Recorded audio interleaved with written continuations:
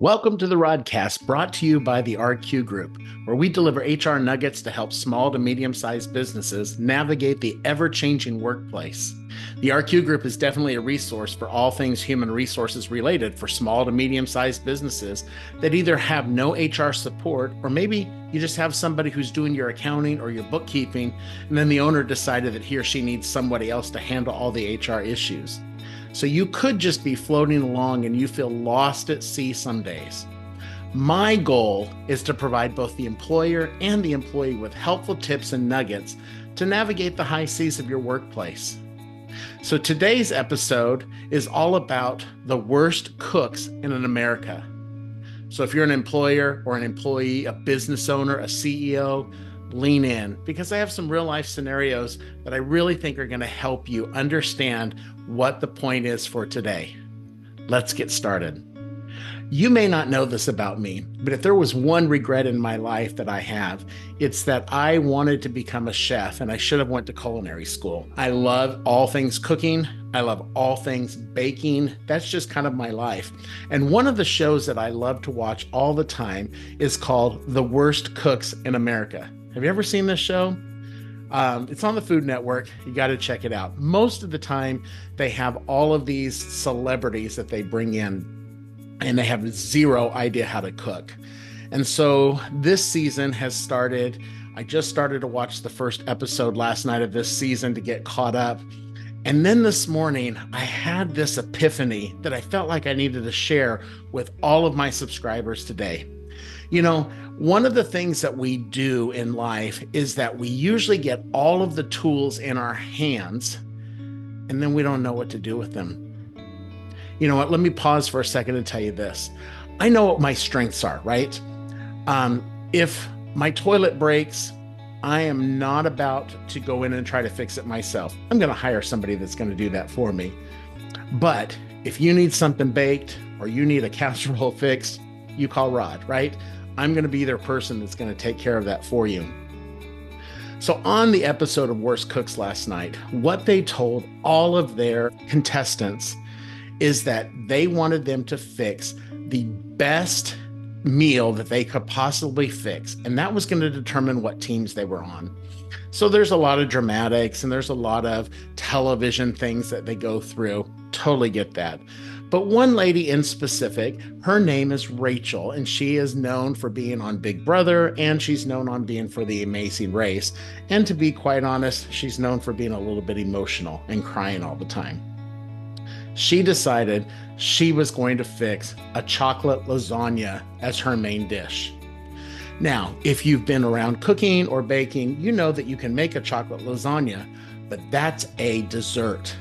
She took actual lasagna noodles, she took actual chocolate, and then she took a whole lot of cheese and different things to make this dish.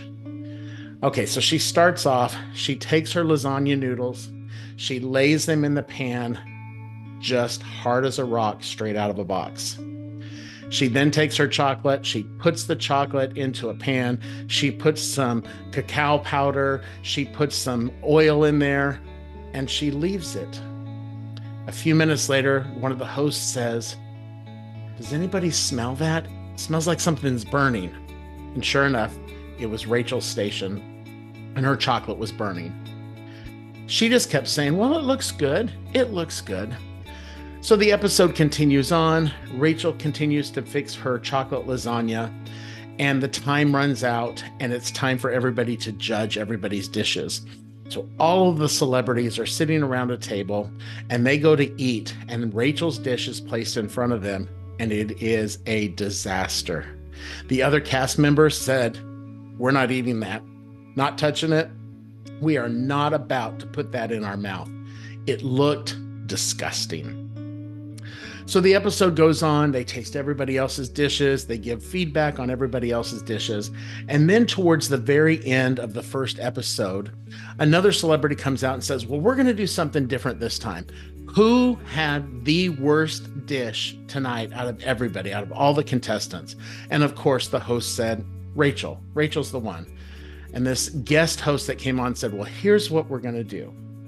We want you two chefs, you judges, the host of the show, to take everything that Rachel used, all of her ingredients, and create a dish that somebody could eat.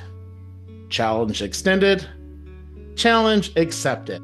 So the host, who are celebrity chefs, begin to cook, and they start to create in 30 minutes this magnificent dish that they can actually serve to somebody and would probably even serve in their restaurants. The entire cast was absolutely amazed, right?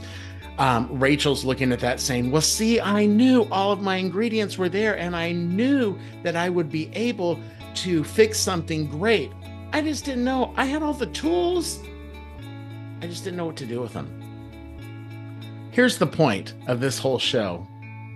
I can just hear you going, Rod, what does that have to do with human resources? Well, here's the problem. A lot of small to medium-sized businesses have all of the tools in their hands. They have no idea how to create the dish to make it something wonderful and amazing. So you know what? That's what a fractional chief human resources officer does for your business. You know, I can take the same ingredients that Rachel was trying to make in her chocolate lasagna, and I can create something great. It's the same thing with your business. Maybe you have the accounting person or the bookkeeping person or somebody in your business who's doing some extra work, and you decide, I don't really need human resources help. I can just have the bookkeeper do it, right? Because they have all the same tools. It's not really the situation. They may have all the tools, but they don't know what to do with them. So they're going to go out and Google things, and they're going to go out and they're going to talk to their friends.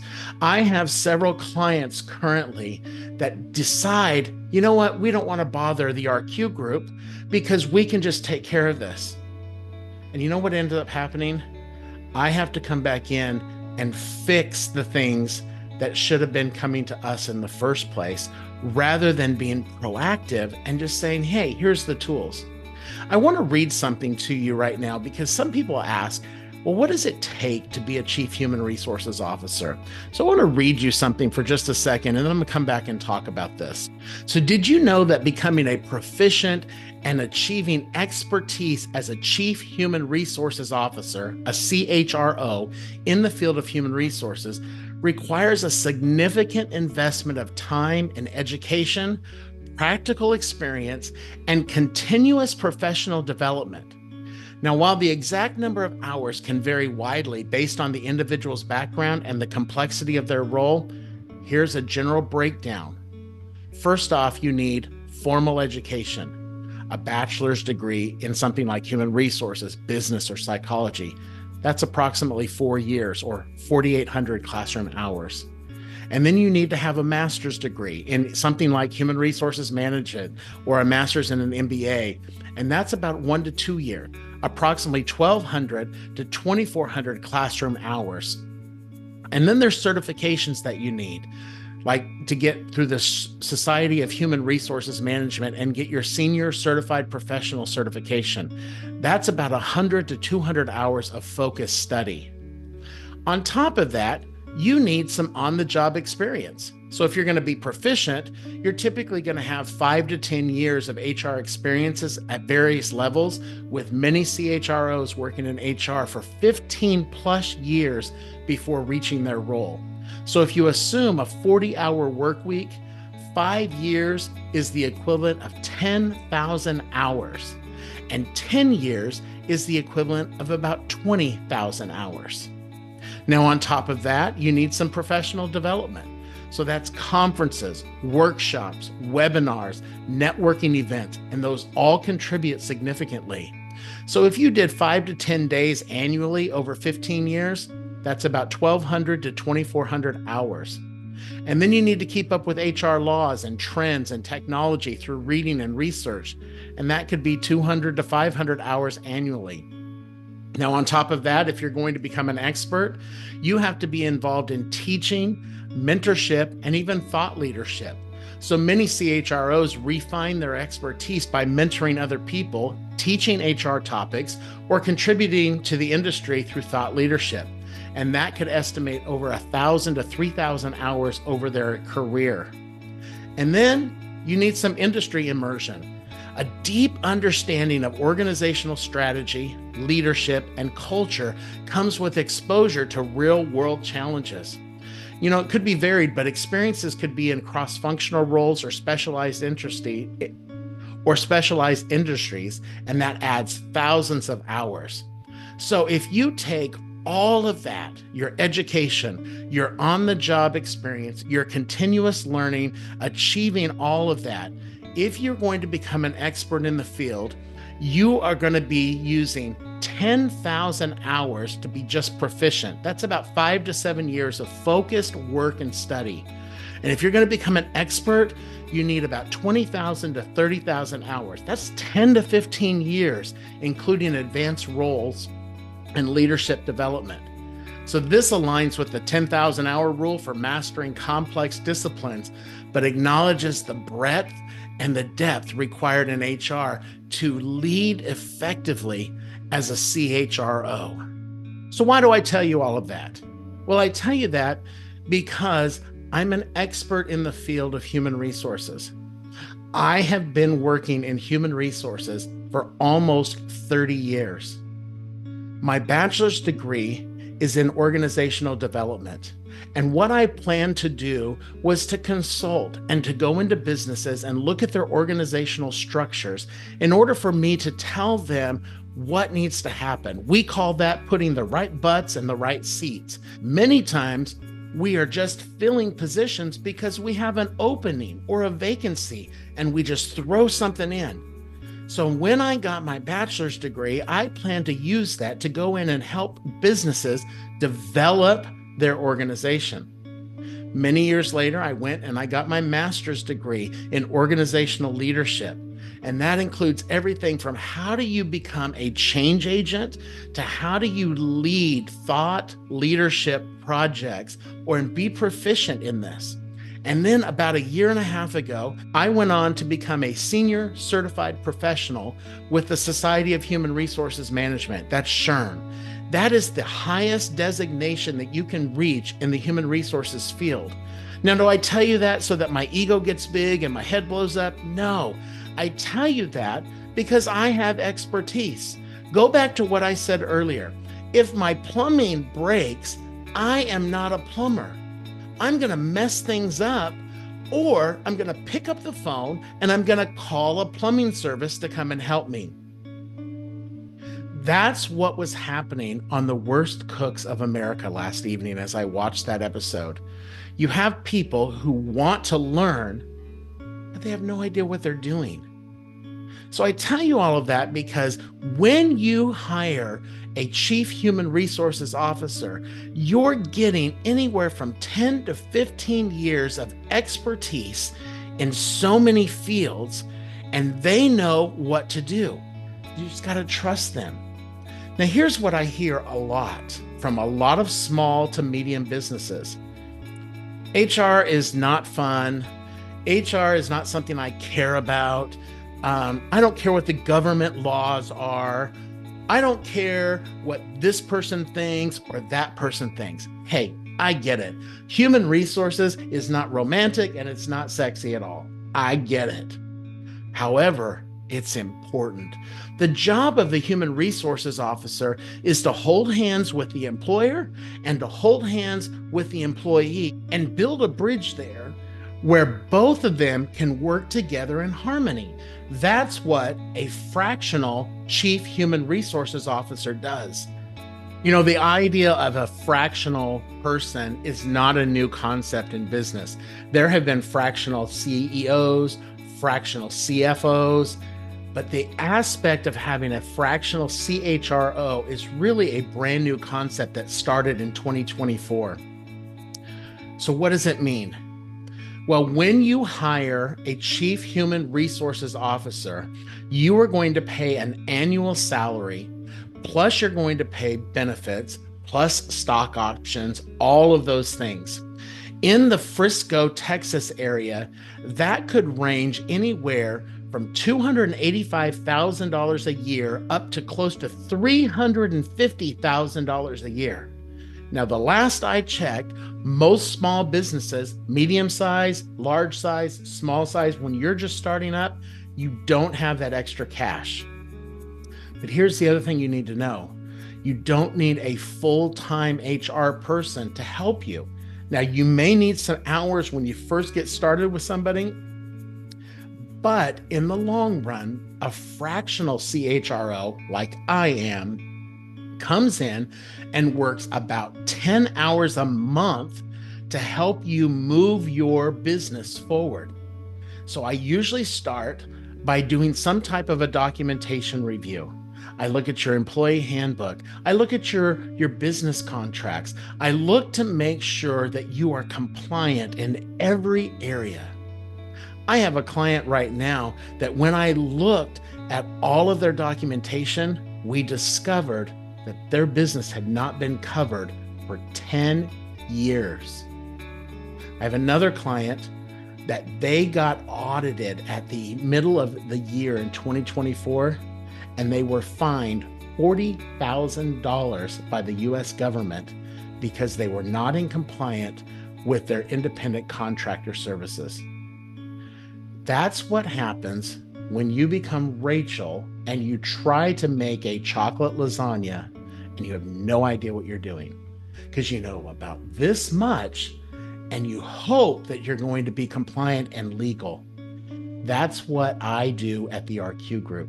So the whole point of this podcast today is to give you the knowledge that you need and the importance of why human resources is important. Now, can I give you a warning? Do not hire a human resources person or team and then not go through them. There is nothing worse than having a human resources person or a team and you don't talk to them and you make decisions and you talk to employees without expertise. And then the human resources person has to come around on the backside and fix everything. That's going to cost you more money, more time, and it's going to lose trust with your employees. So I tell you that because it is so important that human resources is consulted. We may seem like we are a barrier or we're red tape, but honestly, we're trying to make sure you're legal. We're trying to make sure you're compliant, and we're trying to get you away from having any potential lawsuits. Don't be like the worst cooks in America. It's really your opportunity to hire professionals at a fraction of the cost, at a fraction of the time. So when you reach out to the RQ Group, here's what I'm going to tell you. We custom make every client a portfolio of what they need. I've had some clients that need 20 to 25 documents reviewed. I've had some that have 5. I have some clients that have 1 employee, and I have some clients that have 20 employees. It doesn't matter the size, but what it matters is that you get the expert in the field to come in and help you. I work right now with the Frisco Chamber of Commerce, and I hear every week about roofers, and I hear about window installers. Do you want me to come and inspect your roof, or do you want me to come and put new windows in your house? No, because that's not what I do. That's not my expertise. In the same framework, don't do HR alone. You really need to have some experts in the field that know what they're doing. That's why you should call the RQ Group. So the Rodcast is simply provided to keep you informed of the things you may not know about, and quite honestly, you may not even care about. But it's really my job to handle the human resources business so that you can grow your business. Thank you for tuning into the Rodcast, where we break down HR issues into actionable steps for small businesses. And when you take a closer look at your processes, you're going to realize that you have a lot of work to do, but the outcome is so amazing, and you're going to catch bigger fish and you're going to keep them longer. So if you found value in today's episode, share it with your team, your boss, or a friend who needs to hear this message. And don't forget to subscribe for more HR nuggets to help you navigate the high seas of your workplace. Hey, and don't forget, you can also get a copy of my book, Navigating the High Seas, but you're going to have to go to our website at www.therqgroup.com or on Amazon. So until next time, this is Rod Query reminding you, always plan wisely, but more importantly, choose wisely. Have a great day.